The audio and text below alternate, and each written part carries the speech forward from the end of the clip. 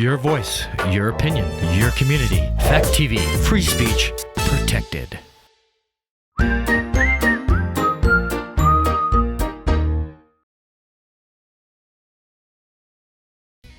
news, politics, business, sports, arts, music. Mike and Marty on the feed. Mike and Marty. Mike and Marty. Good morning, Bellows Falls, and welcome to the feed. It's Mike and Marty on April 28th, 2021.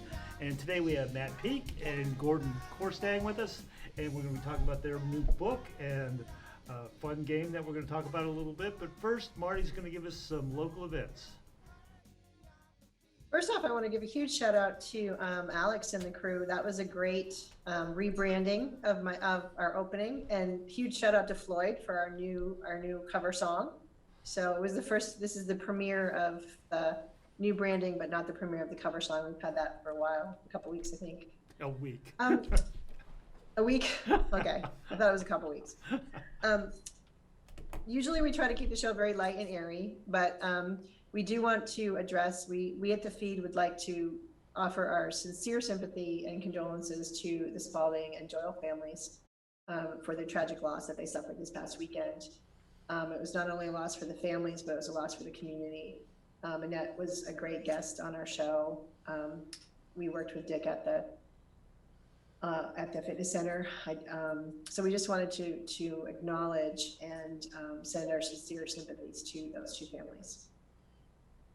Okay, thank you, Marty. That was very nice. On a lighter note, we have our guests today are Matt Peak and Gordon Korstang, and they've worked on a project that's really unique, I think. And maybe we could talk about GorMatt StrangePeak. Who in the world is GorMatt StrangePeak? That's a very good question, and maybe we'll have an answer by the end of the show. I think it's interesting to sort of ask the question, how did a poet like Gordon and a painter like me turn into a collage-making artist, GorMatt StrangePeak?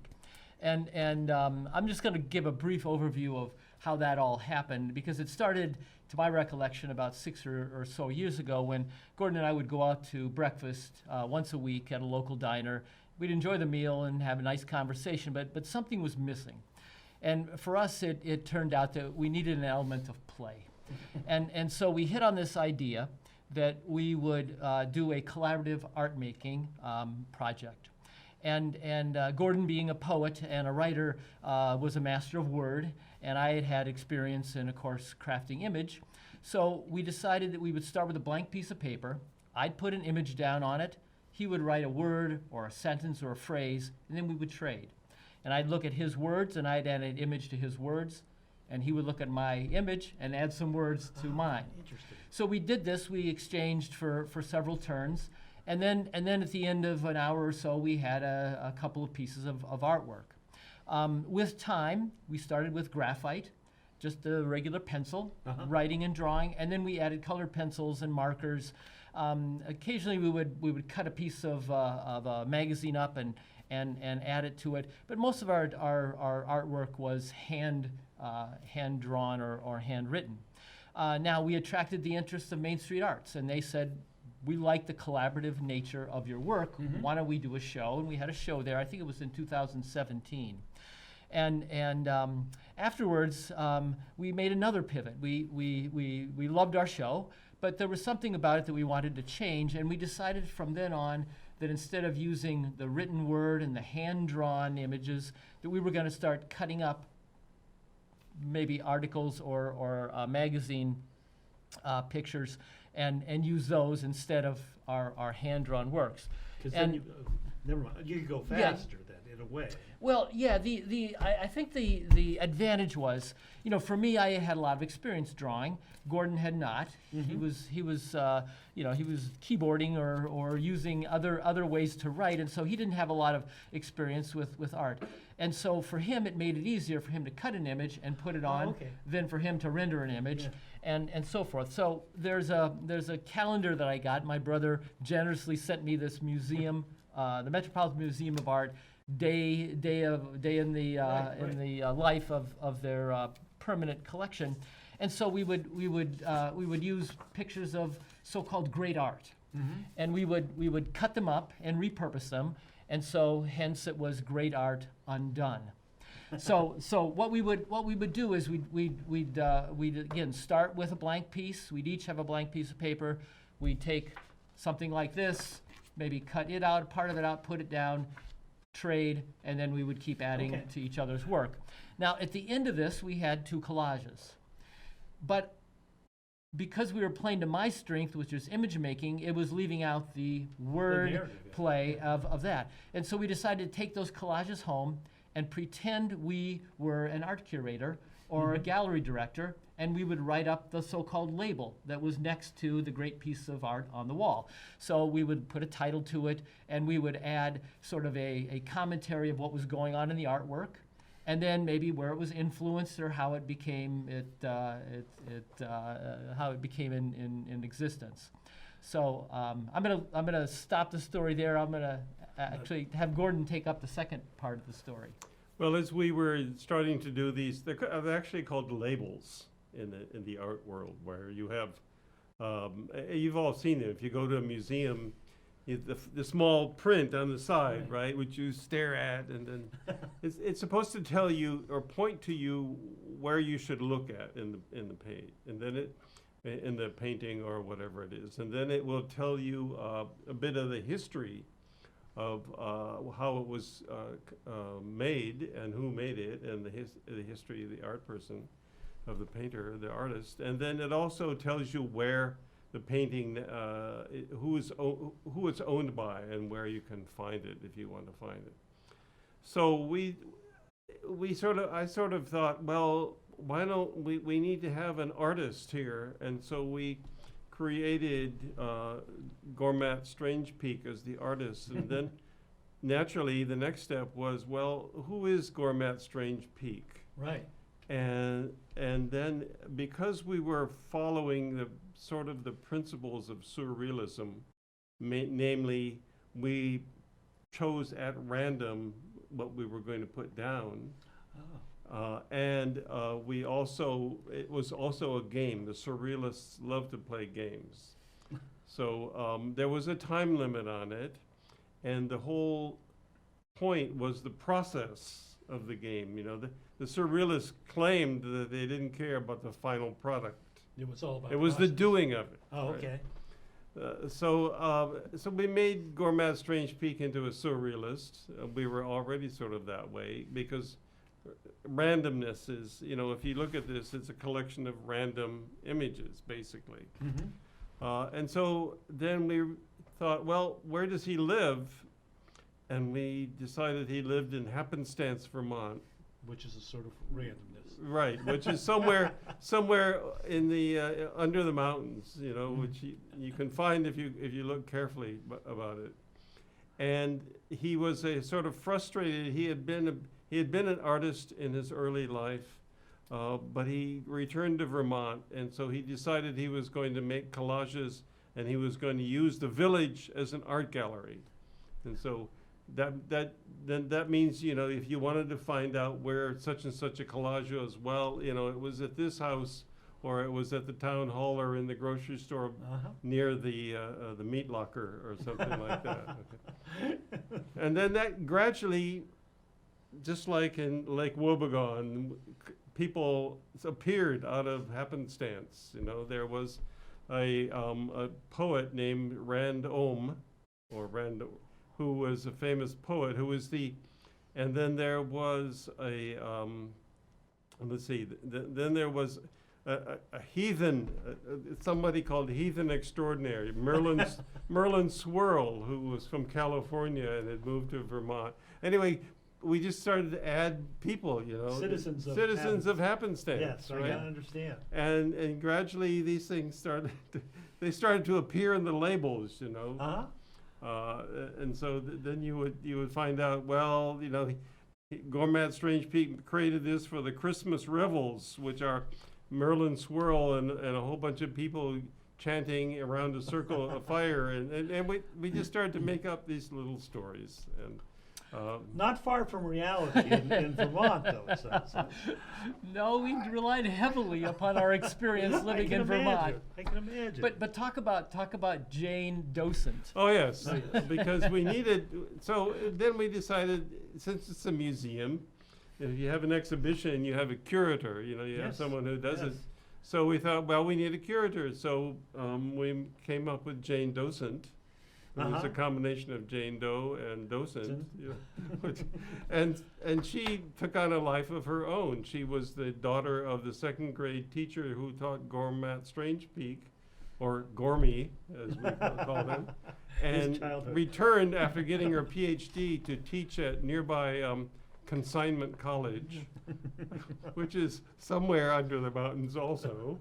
And so she becomes his promoter, Not and- just his docent. And it's only because of her that we have this book. Oh, okay. I you didn't know? realize that. And so she would go, she has a lot of connections in happenstance, and she figures in some of the labels as well. That's incredibly cool. Marty, I want to throw, before we monopolize the whole, I might be getting ahead of where you're going, but the thing that popped into my mind as you were discussing this process, especially Gordon, since you were a teacher, is the possible application in like a school setting for children to really learn about art and get excited about art and do some hands-on rather than going to a museum and looking at, the pictures. It just struck me. Have you thought about that component of what you've been doing? Well, we want to promote it as a game, and for me, making a making a collage is a whole lot easier than doing a drawing or a painting. yes, yeah.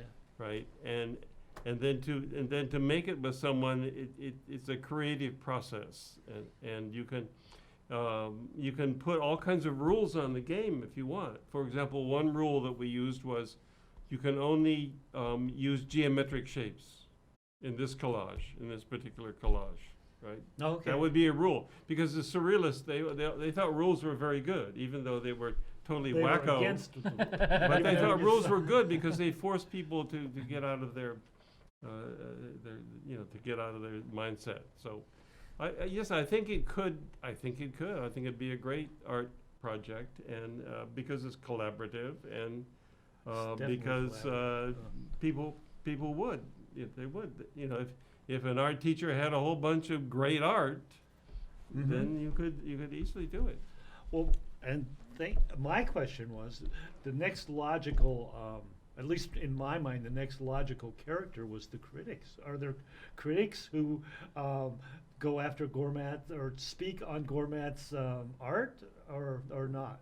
Because you have a docent, you have all these people, and you have an art gallery, but it seems like a natural, good or bad, good or evil, is critics. And That is an interesting idea. We have, GorMatt StrangePeak was, the reason he returned to Happenstance is because he didn't want to deal with the critics. Because originally, before this, he was in New Jersey, and about to go to New York City and enter the nest art of world, but he gave up on that and came back to his village. So, the village people, they just think he's crazy anyway. So, but yeah, that's true. We could have a critic. I thought you already might. I was fishing there. No, it's great. And then some of the labels that are written by Jane Docent do refer to critics' interaction with GorMatt and the influence that the critics had on his work, which a lot of times was just a snub and turning his back on them and saying, I'm doing it this way. Yeah. So there is a book, just so everyone understands. We maybe should have started with that, but maybe there is a book. And then there's several things that are in the book that I found interesting, and we have some graphics on this. There's actually a map of Happenstance, right? Right. I don't know if you can show the cover that I don't know if he we'll knows give- which we'll one give is the people- cover. The cover is this. We'll give people the idea of where Yeah. the book is, and then there's the first page in is the map of Happenstance, which lists all the residences and businesses where you might find the collages in the book that you've just read about. Oh, don't forget the the pictures of Jane and Oh, GorMatt. they're actually, Yes, Self-portraits, we do have, there they are, there the two of them are. Made from, in collage form, of course. well, his name is collage form too. That's true. excellent point, excellent point. No, So, no, so the thing says, GorMatt StrangePeak, great art undone in the happenstance years 2018 to 2020. So we tried to make This is it. his happenstance period. We tried to make it sort of like sounding almost official. Yes, very good. But it's Oh, not. I agree. You know. well, let me just add a couple things on that point. Is the bookstore, Village Square Bookseller, has the book, everyone's books in Brattleboro, and one of the bookstores says, well, where's the artist? Where's the author's name on here? And they said, is the real author really in here? And it's almost like, no, it's not. You don't really know. Yes. I want to just direct an answer to Marty's question about teaching kids and so forth, because we had an unusual and kind of a fun experience at our home. My son from Los Angeles was visiting. He's in his early 30s, and Leslie Goldman, my wife, and I. So we decided to play GorMatt StrangePeak, the three of us. Now my son works as he uses Photoshop and does PowerPoint presentations, but my wife had a PTSD kind of experience, like many adults, with art, Oh. and thinking she's not an artist, she doesn't know anything about art, she can't cut, so she didn't want to do anything having to do with art at all. So we had three people with different ranges Backgrounds of in backgrounds in yeah. art, right? So we started out, and we took a piece of pastel paper, and these are 9 by 12 sheets that different colors, and so we randomly picked a color, put it in front of us, and then we used a catalog. Now we could either use these, like I said, these day in the life calendar pages, or there's a book of collage, a book of posters that we got from a friend that we could just randomly flip through, tear out a page, and use whatever was on that page. So that's the element of chance and randomness yeah, that Gordon was talking about. So the rule was, on the first round, we'd each put down one shape or one piece. Then we would pass to the right, and we would get that one piece, and we'd add 3 to that. Then the next turn, we'd add 5 to that. The next turn, 3, and next turn 1. So we kept it simple. Yeah, went up and down. Went up and down, 5 turns, and that. So Ty, my son, was kind of skeptical of things, kind of said, all right, I'll do this. My wife was trembling because, that Yeah. PTSD experience in art.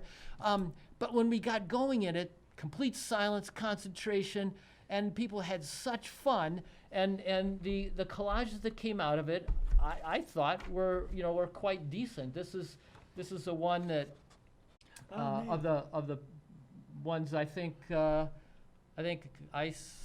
I can't remember who started this one, but who put the first piece on it. That was one of them. This is the other one that came out, and this is the third one that came out. Wow.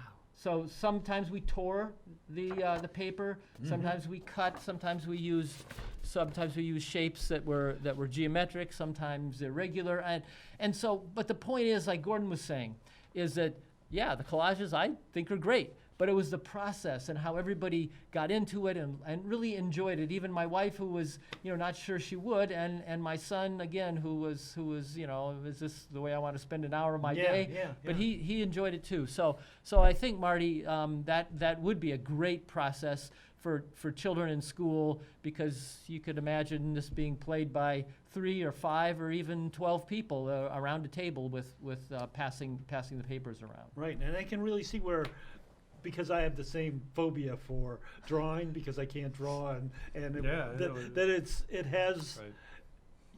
You have the ability to do something that looks. You end up looking. It looks very nice. Yeah, And yeah. very.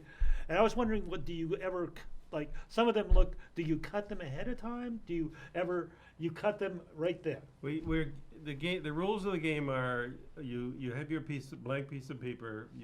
We start the timer 10 minutes, and you open to a random page. Uh-huh. Maybe it's a magazine, like the New York Times magazine, or you draw a calendar page. And you have to extract an image And you- from that random And page. you, whatever you open to, you take. Uh-huh. You have to use it. You can't go, oh, no, I don't like that one. That's right. You can't. You're not allowed to, supposedly.